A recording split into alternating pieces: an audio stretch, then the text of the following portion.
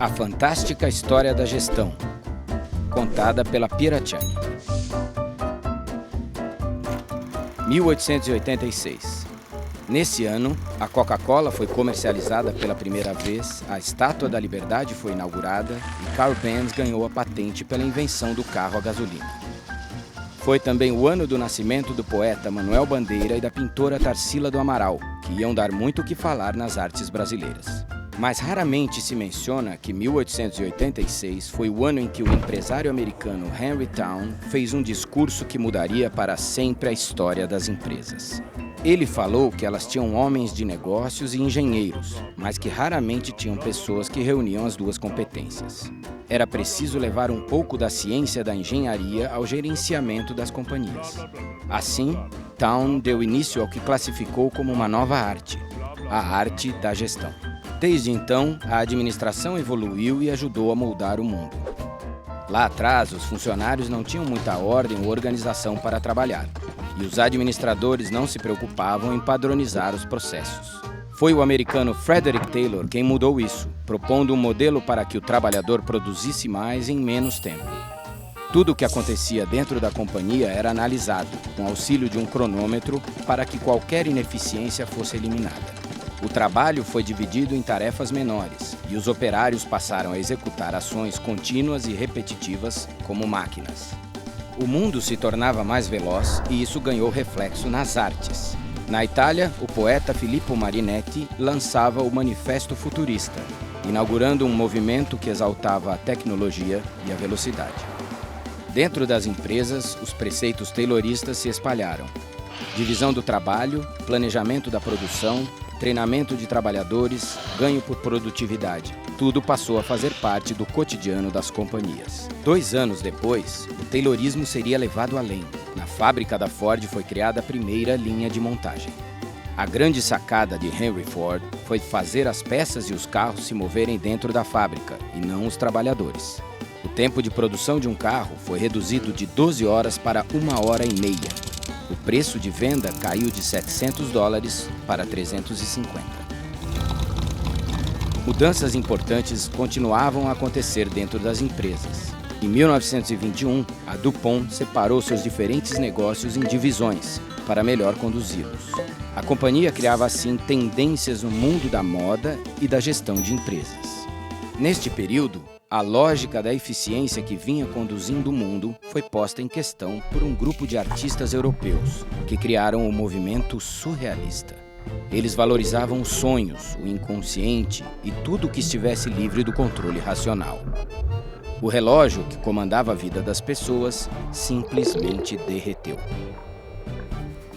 Críticas ao que acontecia nas fábricas começaram a surgir também entre os estudiosos da gestão de empresas. Os chamados humanistas provocaram uma divergência na disciplina da administração que dura até hoje. Eles perceberam que os trabalhadores estavam desmotivados com o ritmo do trabalho. Passaram anos estudando a psicologia dos empregados para chegar à conclusão que não, o empregado não era uma máquina. Era importante saber o que ele sentia e o que queria. A autora Mary Parker Follett passou a defender que a gestão deveria ter uma participação mais presente do trabalhador. Era o poder com o trabalhador e não o poder sobre o trabalhador. Logo após a Segunda Guerra Mundial, surge no cenário o austríaco Peter Drucker, que será considerado por muitos como o pai da administração moderna. Ele aborda conceitos novos como estratégia, administração por objetivos e a importância de processos para se alcançar a inovação. Os funcionários devem agora ser treinados para tomar decisões. É preciso descentralizar o poder.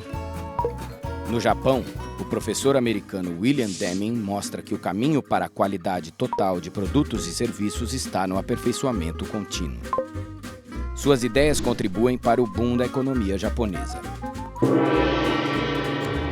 Com resultados espetaculares, a administração de empresas ganha cada vez mais força como um campo do conhecimento.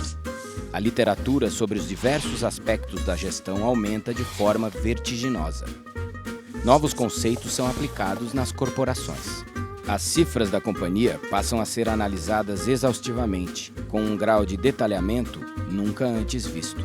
A estratégia assume posição de destaque quando Michael Porter apresenta conceitos como cadeia de valor e vantagem competitiva.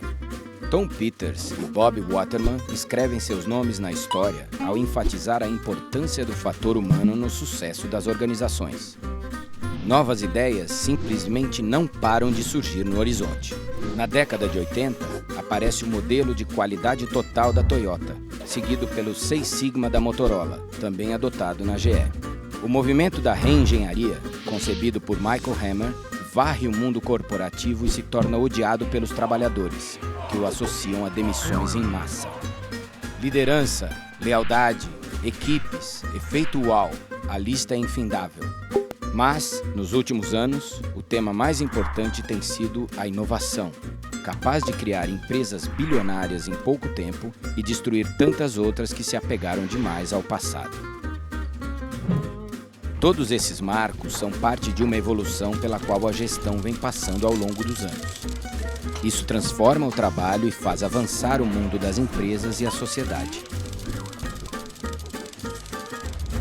A Pieracciani, desde 1992, pesquisa o que acontece nas escolas da arte da gestão, seleciona o que há de mais efetivo e aplica isso em seus clientes, colocando-os na vanguarda. A gestão é compreendida e tratada pela Pieracciani como uma arte. Seu talento está em olhar para as empresas como sistemas vivos, únicos e mutantes, e trabalhar uma a uma para que avancem, se tornem vencedoras e constituam um mundo melhor.